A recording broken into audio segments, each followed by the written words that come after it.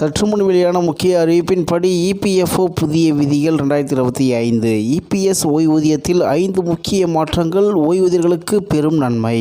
செய்தியை முழுமையாக கேட்கறதுக்கு முன்னாடி நம்ம சேனலை சப்ஸ்கிரைப் பண்ணலாம். சப்ஸ்கிரைப் பண்ணிக்கோங்க. மறக்காம பெல் பட்டனை கிளிக் பண்ணிக்கோங்க. அப்போ தான் நம்மளுடைய அப்டேட்டட் நியூஸ் உங்களுக்கு உடனுக்குடன் வந்து சேரும். இபிஎஸ் ஓய்வூதியத்தில் பெரிய மாற்றங்களாக இப்போது 36 மாதங்கள் கழித்து மட்டுமே நிதி எடுக்க முடியும். அதாவது ஊழியர் வருங்கால வைப்பு நிதி அமைப்பு இபிஎஃப்ஓவின் 2025 அக்டோபர் 13 முதல் புதிய விதிகளை அமல்படுத்தி உள்ளது.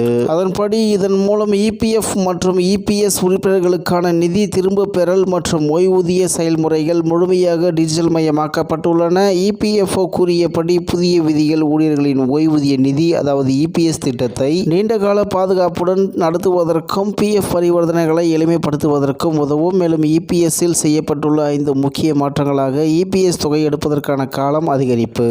முன்னர் 2 மாதங்களில் இபிஎஸ் தொகையை எடுக்க முடிந்தது. இப்போது வேலை விட்டு வெளியேறிய பிறகு 36 மாதங்கள் அதாவது 3 ஆண்டுகள் முடிந்த பிறகே ஓய்வூதிய நிதியை எடுக்கலாம். இது உறுப்பினர்கள் திட்டத்தில் நீண்ட காலம் தொடர ஊக்குவிக்கும். மேலும் இரண்டாவதாக குறைந்தபட்ச ஓய்வூதிய உயர்வு. இபிஎஸ் 95 திட்டத்தின் கீழ் தற்போது ₹1000 என நிர்ணயிக்கப்பட்ட குறைந்தபட்ச மாத ஓய்வூதியம் விரைவில் உயர்த்தப்பட வாய்ப்பு உள்ளது. நாடாளுமன்ற குழு இதற்கான பரிந்துரைகளை வழங்கியுள்ளது. மூன்றாவதாக மையப்படுத்தப்பட்ட ஓய்வூதிய கட்டண முறை அதாவது சிபிபிஎஸ். இபிஎஃப்ஓ தற்போது சென்ட்ரலைஸ்டு பென்ஷன் பேமெண்ட் சிஸ்டத்தை அறிமுகப்படுத்தியுள்ளது. இதன் மூலம் ஓய்வூதியதாரர்கள் பிபிஓ எங்கு வழங்கப்பட்டாலும் எந்த வங்கியிலிருந்தும் ஓய்வூதியம் பெறலாம். இதனால் விரைவான மற்றும் வெளிப்படையான பணமாற்றம் சாத்தியமாகும். நான்காவதாக அதிக சம்பள அடிப்படையிலான ஓய்வூதியம். அதிக சம்பளத்தின் அடிப்படையில் இபிஎஸ்க்கு பங்களித்த ஊழியர்கள் இப்போது அதிக ஓய்வூதியம் பெறும் உரிமையை பெறுவார்கள் என்று இபிஎஃப்ஓ உறுதி செய்துள்ளது. ஐந்தாவதாக இபிஎஸ் 95 திட்டம் மறு ஆய்வு. தொழிலாளர் அமைச்சகம் இபிஎஸ் 95 திட்டத்தின் முழுமையான மறு ஆய்வை மேற்கொண்டு வருகிறது. இதில் பங்களிப்பு விகிதங்கள், ஓய்வூதிய சூத்திரம் மற்றும் சலுகைகள் கணக்கீடுகள் அனைத்தும் மீளாய்வு செய்யப்படும். இந்த புதிய விதிகள் ஓய்வூதியதாரர்களுக்கு நீண்ட கால நன்மையையும் டிஜிட்டல் வசதியையும் வழங்கும் என்று இபிஎஃப்ஓ தெரிவித்துள்ளது என்று தகவல் வெளியாகியுள்ளது என்பது குறிப்பிடத்தக்கது.